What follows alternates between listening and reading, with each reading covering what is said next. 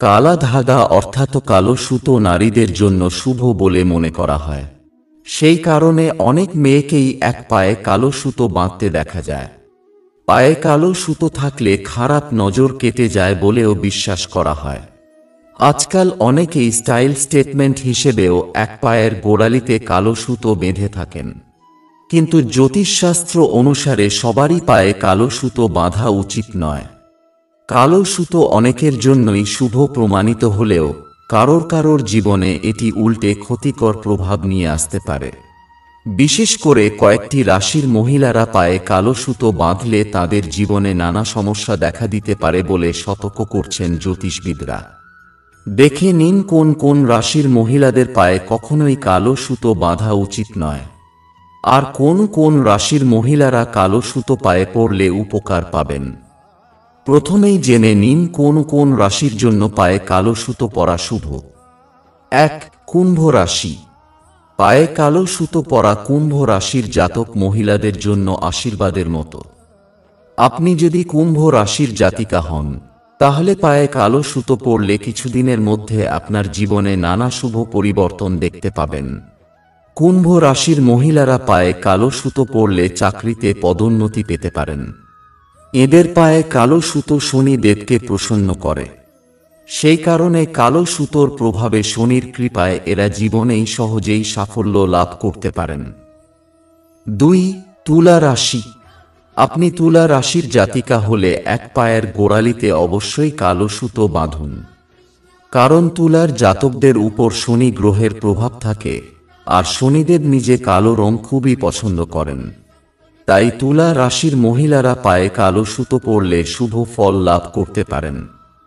পায়ের সঙ্গে হাতেও কালো সুতো বাঁধলে আরও বেশি উপকার পাবেন।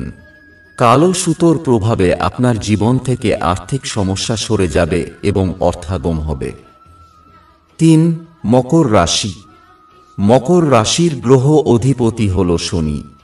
শনির শুভ প্রভাব পাওয়ার জন্য মকর রাশির মহিলাদের পায়ে কালো সুতো বাঁধা খুবই উপকারী হতে পারে বলে জানাচ্ছেন জ্যোতিষবিদরা। কালো সুতোর প্রভাবে মকর রাশির মহিলারা জীবনে নানা দিক থেকে শুভ ফল লাভ করবেন।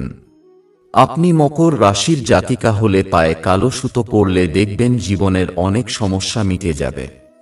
এর ফলে সব রকম অশুভ প্রভাব কেটে গিয়ে শনির শুভ দৃষ্টি পড়বে আপনার উপর। এবার জেনে নিন কোন রাশির জন্য কালো সুতো বাঁধা শুভ নয়। ১. বৃশ্চিক রাশি। বৃশ্চিক রাশির জাতকদের গ্রহ অধিপতি হল মঙ্গল। লাল গ্রহ মঙ্গল কালো রং একদমই পছন্দ করে না। সেই কারণে বৃশ্চিক রাশির জাতক মহিলাদের পায়ে কালো সুতো না বাঁধাই ভালো বলে জানাচ্ছেন জ্যোতিষবিদরা। আপনি যদি বৃশ্চিক রাশির জাতিকা হন, তাহলে চেষ্টা করুন কালো রং যতটা সম্ভব এড়িয়ে চলতে। বৃশ্চিক রাশির জাতক মহিলারা পায়ে কালো সুতো বাঁধলে মঙ্গল কুপিত হয়। এর ফলে মঙ্গলের অশুভ প্রভাবে জীবনে নানা ক্ষতি ও সমস্যার মুখোমুখি হতে হয় তাদের। আপনি চাইলে লাল রঙের সুতো বাঁধতে পারেন। ২. মেষ রাশি।